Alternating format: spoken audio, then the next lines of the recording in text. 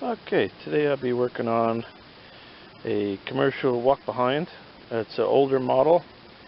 It's a Toro 52-inch. This particular one has the Kohler Command engine, 15 horsepower, pull start only, and it runs good. I'll start it in a minute. Runs good at full speed, but once we go to idle, it just likes to die. So I'm going to see if we can do some cleaning on the carburetor. I've already tried adjusting the low speed, and it just wants to sputter and die every time I go on low speed. So I think there's a problem with the clog in the low speed circuit.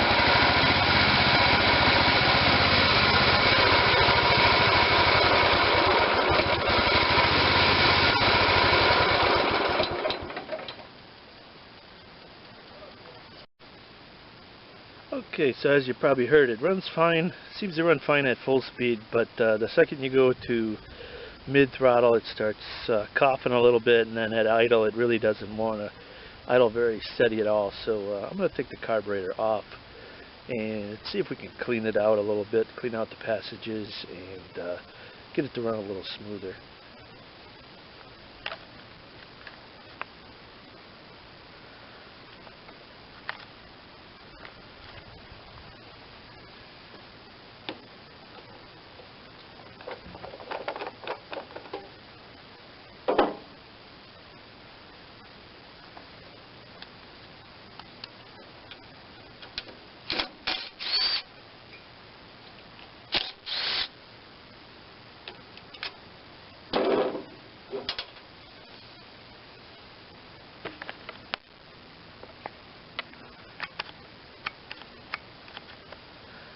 Alright, now we got the two linkages, one for the choke and one for the throttle.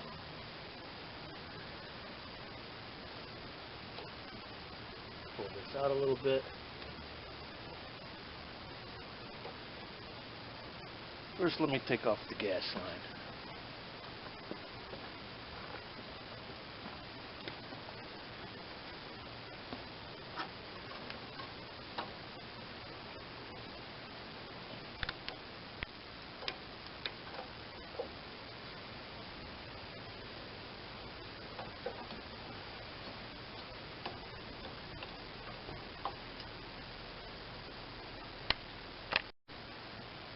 Alright, gas line's off. We'll just go and start pulling this out a little bit and see what wants to let go and what doesn't. This one, just rotate the carb a little bit, it comes right out. This one, we got to do a little bit of snaking. And there's our carburetor.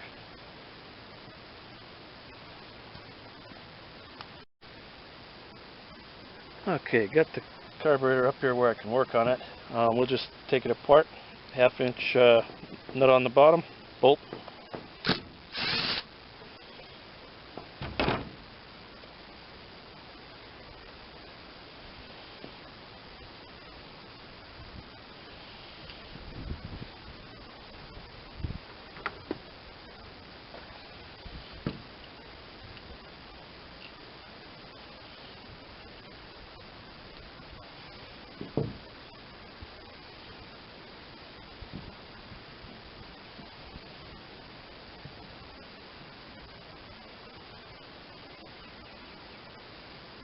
That's the low speed idle jet, low speed jet.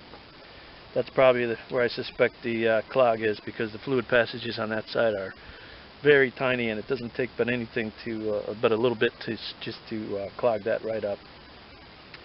This carburetor is a Walbro LMK, and then if you ever need to source any parts, some more numbers there you can cross-reference. If not, I think the Chinese replacement carbs for this one is like 15 bucks for the whole thing. So I like to keep it original if I can, just because I know if I ever need a float or anything like that, it's going to be available for the Walbro. On the other ones, you're just going to throw away the carb, put another one. That's fine too, but I don't have one today, so we're going to try to clean this one up, and if it doesn't go, we'll go plan B with maybe order a Chinese one. Just want to try to get this gasket off. If I can save it, I'm going to. It's got a little bit of tear right there, but not all the way through. We can just butter it up with a little sealant and save ourselves from having to buy anything. Maybe. There we go. That might be good enough to reuse. We'll have to clean this up in the parts washer, and I'll show you how I do that. I'm going to take this carburetor parts cleaner, get it in a gallon jug, and it comes with a little screen inside of it, a little basket, which is helpful, but I like to put it in my ultrasonic parts cleaner. This basket is kind of neat. It's got holes in the bottom, but I just like to use the fluid to put in the ultrasonic. This way I can heat it and it stays agitated with the ultrasonic.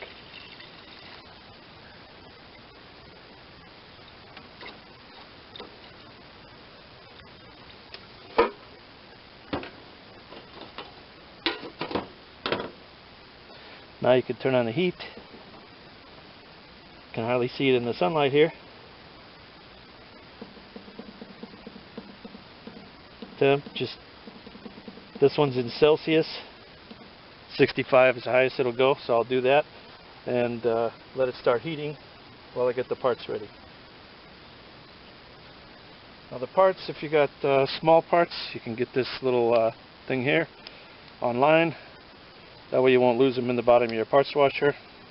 Just set that in there. It's got a nice screen around it. And then for the regular parts, you could just put them right in, and you can see it. It'll clean all this stuff off, all the brass. It's safe for the aluminum that this is made out of, and the other metals that this is made out of. It's made for carburetors.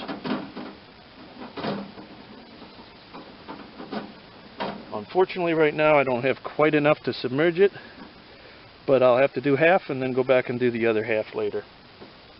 I usually just put the bowl in there just to clean that up too. No reason to put the float in there or any of those parts. On this carburetor, it didn't seem to be an issue of being dirty, so I'll just leave those out.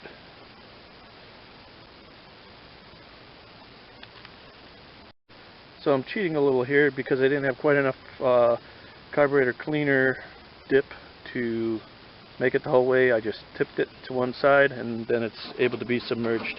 I'll put the lid on just so it'll heat up more efficiently, and then I usually don't even bother turning on the ultrasonic until it's all the way heated up. Plus I've found that on this type of ultrasonic, it gives it more power. If you turn the heat off, once it's heated up, it'll stay heated up pretty good. If you turn the heat off, it'll actually give the ultrasonic emitter more power. So I figured that's a better way of going about it. So I'll let it heat up, probably leave it in there a couple hours, then turn on the ultrasonic for 30 minutes or whatever, and it usually comes out just fine. Okay, and back to the ultrasonic now. I've had it heating for maybe an hour. Kind of tired of waiting, so I turned on the ultrasonic action. That's been going for about 15 minutes now after that, and then I'm about ready to pull the stuff out.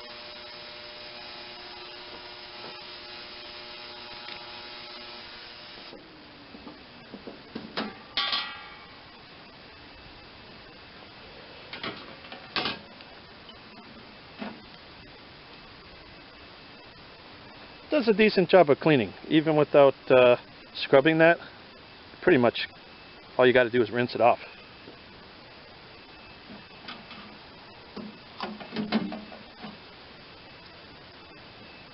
There's the low speed jet. Not bad.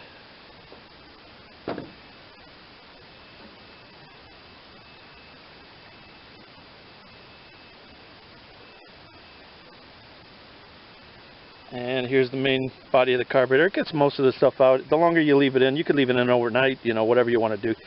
But I think it's got it about as far as I'm going to take it with just dipping it. And then I'll just spray some carburetor cleaner through all the passages. Okay, so I'll just give them a quick rinse. Any kind of carburetor cleaner, any brand, it's probably fairly similar to the next. So just go with the low-cost stuff. Well, who cares? And I just got this stuck in here. How did I do that? Try it again. Okay. So I'll just rinse that carb cleaner off, and you can see it really gets a lot of that stuff out of the way for you without having to scrub or anything. It's pretty much 100% ready to run.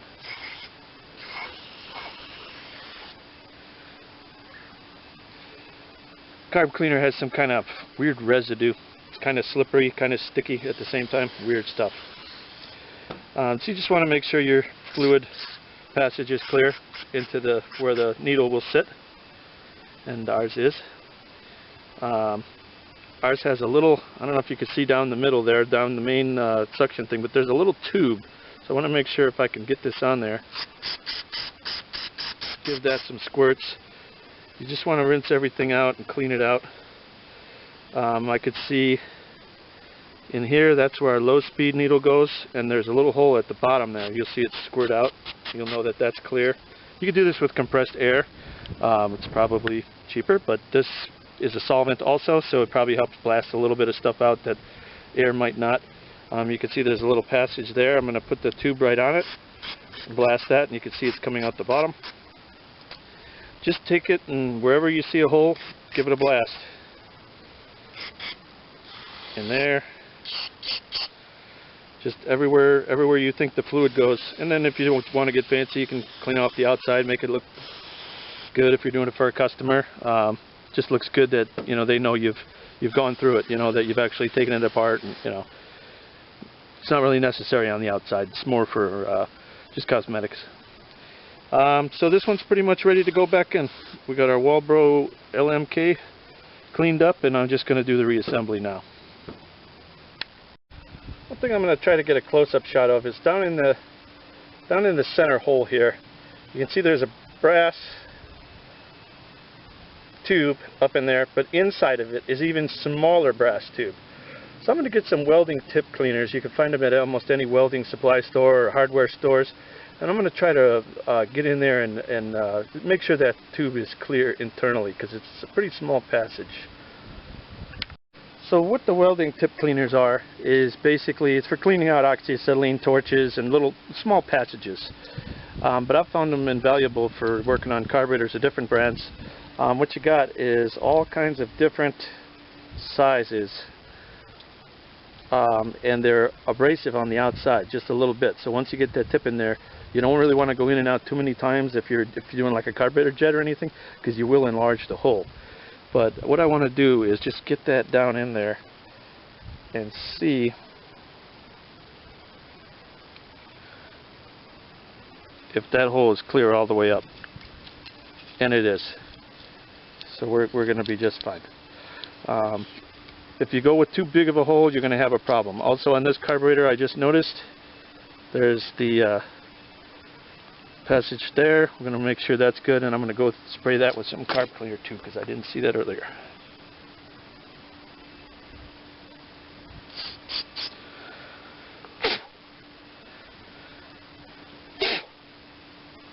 And that's clear. So we're good. Time to reassemble.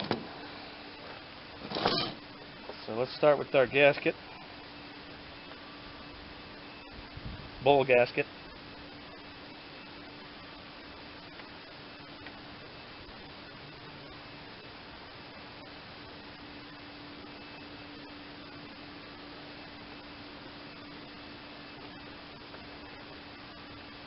Then you got to put the needle in the float. Make sure the needle makes it into the hole. You're good there. Put the pivot pin, hinge pin back through. This gasket's getting a little crazy here. And then on this model, this here was probably on the bottom of the bowl, yes.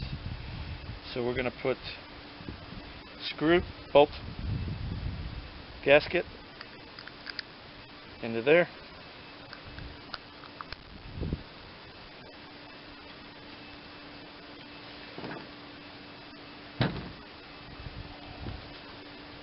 Right, wrong tool, I know. It'll do. Don't go crazy tightening that. And then we're going to put our low speed jet back in.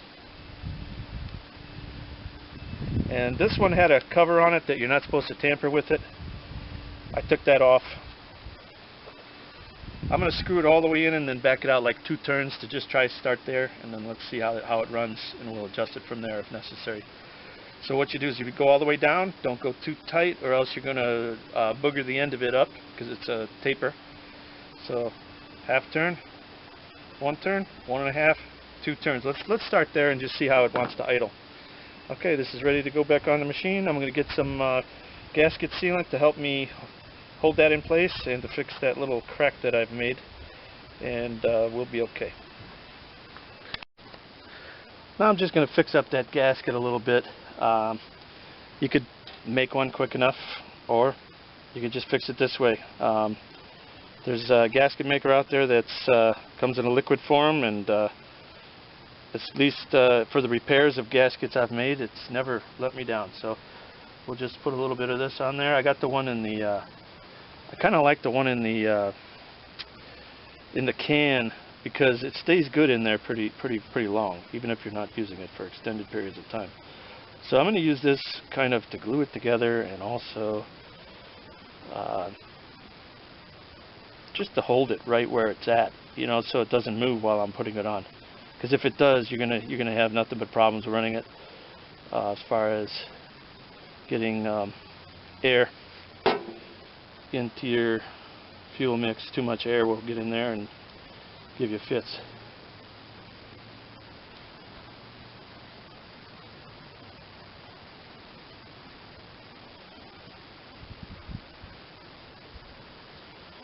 Actually, now that I'm looking at this, this is the engine side.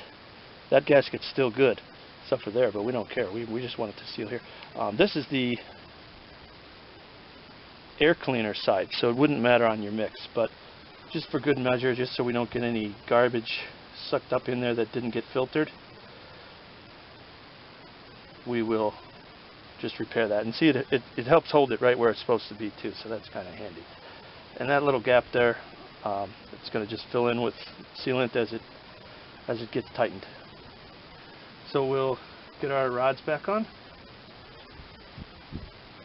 The back rod is the throttle. Front rod is the choke. And we'll move it over. Try to slide it back. It's sticking to my fingers. I see I'm hitting down here on the oil filter, so I guess in reality you should have to take off the oil filter to get this one for some reason.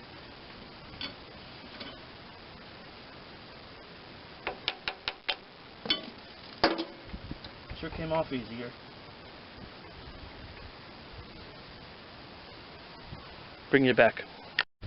Okay, I had to use a little gentle persuasion to get the nut past the oil filter. I have no idea why they would put the oil filter right there. Why don't they just lower that down a little bit? I guess I could have taken the bolts and just moved it, but we got it by. So we're ready to put the air filter housing, air cleaner housing back on. One thing you got to watch is that you get this, this is a crankcase vent. It goes on this little tube right there, and as the air is coming into your engine, it's pulling a little vacuum on the crankcase to help keep the gases out of there.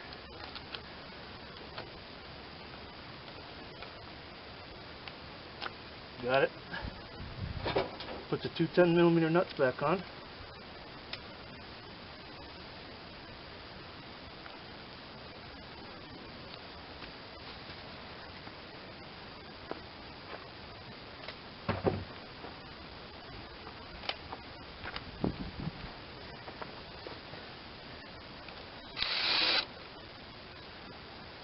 Wrong socket.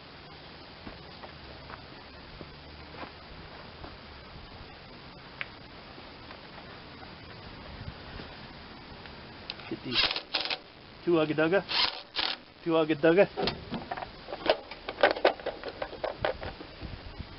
Alright, now we're ready to try out this engine and see if that works. Let me actually, before I get ahead of myself, I gotta put the fuel line back on. Get the pliers to get that clip.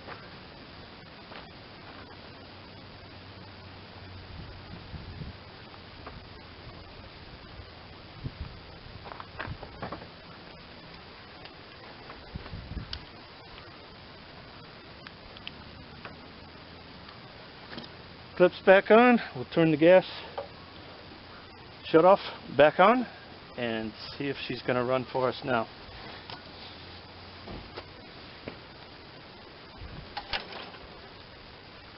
Give it a minute to let the carburetor bowl fill up because we had it completely emptied.